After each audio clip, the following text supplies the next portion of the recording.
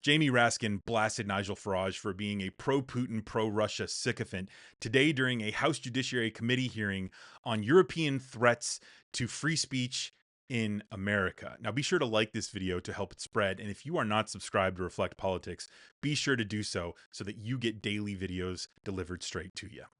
Now, Mr. Trump and Mr. Farage both claim they're protectors of free speech, but they only want to protect speech they agree with. In the UK, Mr. Farage is openly promoting the abolition of the Human Rights Act of 1998 to be replaced with a British Bill of Rights that limits the right of free speech to British citizens and legally sanctioned residents.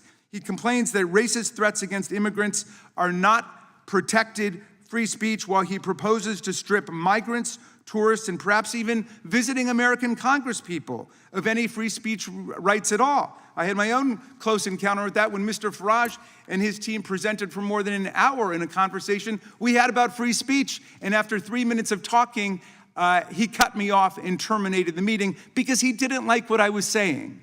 That's the kind of free speech he's committed to. There is a free speech crisis in America today, but there's no free speech crisis in Britain. UK Prime Minister Keir Starmer has not shut down GB News, where Mr. Farage has his own show, just because Mr. Farage has used his airtime to call for banning peaceful protests that he disagrees with. No one has stopped him from going on Russian TV 17 times and saying also and repeating that the one world political leader he most admired was Vladimir Putin, even though Vladimir Putin is a war criminal and a dictator who has regularly interfered in other countries' democratic elections. No one has stopped Mr. Farage from parroting Putin's absurd talking points, like when Farage claimed that NATO, the US, and Britain provoked this war in Ukraine. For a man who fashions himself as some kind of a free speech martyr, Mr. Farage seems most at home with the autocrats and dictators of the world who are crushing freedom on earth.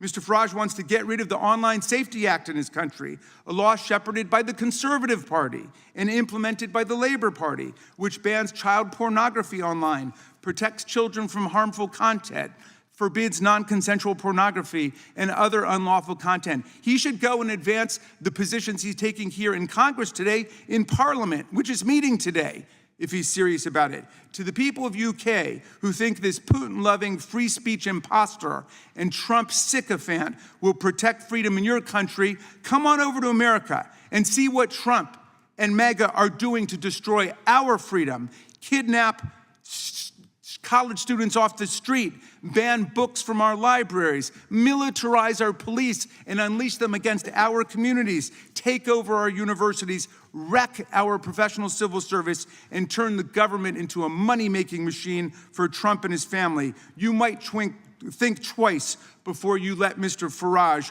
make Britain great again. I yield back.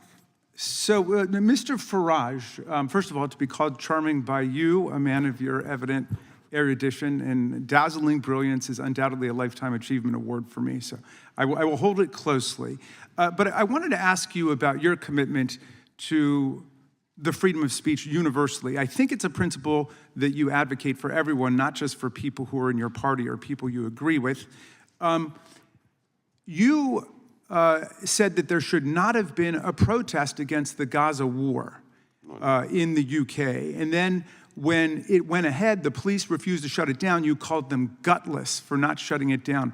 Do you regret having opposed that, given that there was no violence there and there were 700,000 people who wanted to express themselves that day? I have not opposed people standing up and protesting in favor of people living in Gaza at all. There was one particular day, and it was the Sunday nearest November the 11th, which was when we had big memorial services in London. And I think a march being allowed to go ahead on that day would have been a mistake. Any other day, fine. Oh, I see. Who gets to decide that? Well, I think actually something that is embedded in the country, something that is absolutely fundamental to. That's why we have a written constitution. You might take that idea back to the UK with you. Well, because the freedom of speech applies 365 days a year here under the First Amendment, not 364 or 363, depending on some politicians heckling the government and telling them to shut down free speech. We have allowed mass pro-Gaza demonstrations in London, weekend after weekend. No thanks to you. Weekend. All right, let me try another one. Sensitive day. That's all. I got you. It was a sensitive day. And I thought that's what the freedom of speech was about. You have a right to engage in speech that other people consider offensive or insensitive. But in any event, you've made yourself clear, Mr. Farage. 64 days a year if they want. You've made yourself clear to your constituents in Claxton today. Let me ask you this. You've banned journalists from your political events that you disagree with, haven't you? No, in fact, I'm the only political Really? leader At your in Britain. convention, you didn't ban journalists and revoke their credentials? You know, I take the average press conference, I take 25 questions. No, that wasn't my question. Mr. Farage, we're politicians, so we see what you're doing. I'm asking you a direct question. Well, thank you. I'm very pleased I'm asking you a do. direct question, and I hope you can answer it. Why do you ban journalists who oppose your views from coming to your events? Why did you tell your party, why did you tell the local government not to do interviews with your local newspaper? I am the most open person to any journalist. Undoubtedly, you're the handsomest man in the world. But I'm asking you a different question, okay? That's not my question. My question for you is, and it's legit, why do you ban journalists that you disagree with from your political events, like from your convention? I don't. Okay, and you say you've never done that? I can't think, if I go back the last 25 years, I can't think of banning anybody. But I mean, maybe somebody else did. But look, I see. It was somebody else who did it. I do more. I take more questions. All right.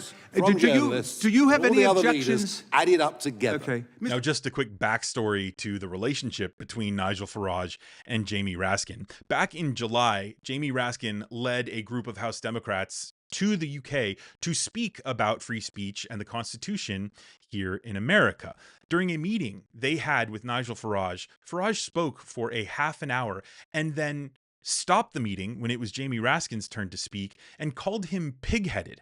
And now we see what happens when the shoe is on the other foot and Nigel Farage is on Jamie Raskin's turf in front of the cameras with the lights on him.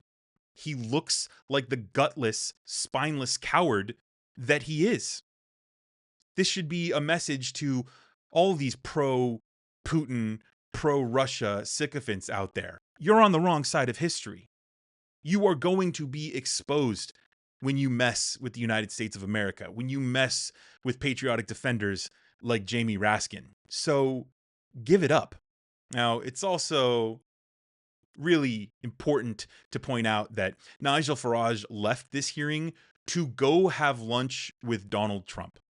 Donald Trump, the pro-sycophant, the pro-Putin, pro-Russia sycophant, who is the president of the United States, of course, is going to have the UK's pro-Putin, pro-Russia sycophant over for lunch when he visits across the pond, because that's who those two people are. They're stooges for Putin.